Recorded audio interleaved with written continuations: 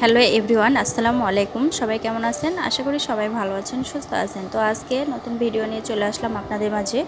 Please পুরো ভিডিওটাই দেখবেন। আর অনেক আপু ভাইয়ারা দেখছে আমার ভিডিও থেকে সবাই চলে গেছেন আর দেখেন না আমার ভিডিও।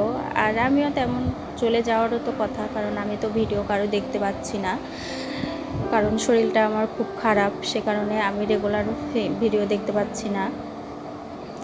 তো প্লিজ আমার ভিডিওগুলো দেখার চেষ্টা করবেন। এখন থেকে আমিও রেগুলার ভিডিও দেওয়ার চেষ্টা করব। তো আজকে তো সামনে যেহেতু কুরবানি ঈদ আসছে, তো ভাবলাম এই সাইজের আমার কড়াই ছিল না, হয়তো এর থেকে বড় ছিল আর এর থেকে ছোট ছিল। আর এটা হচ্ছে মাঝারি টাইপের কড়াই, আর এই কড়াইটাই প্রয়োজন। সে কারণে আমি ভাবলাম যে সামনে যেহেতু কুরবানি আর গোশত রান্না লাগবে সবারই,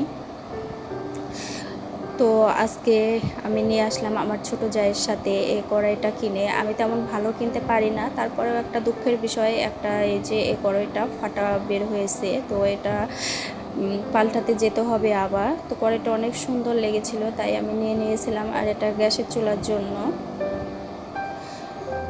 তো ফাটা যেহেতু সেহেতু দেখছি তেল বের হচ্ছে। তো এই ছোট্ট বাটিগুলো চোখে পড়লো, তো নিয়ে নিলাম।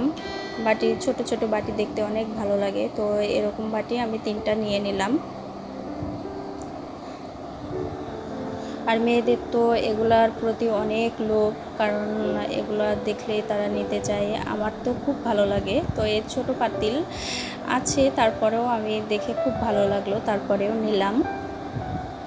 পাতিলটা চাটা করার জন্য অনেক ভালো হবে, সে কারণে নিয়ে নিলাম। আর এই যে ছোট্ট ছোট্ট ঝাঁকা 2টা নিয়ে নিলাম, দেখতে অনেক ভালো লাগছে। এই যে বললাম না যে মেয়েদের এগুলো দেখলে লোভ অনেক, হাঁড়ি পাতিল এগুলোর প্রতি।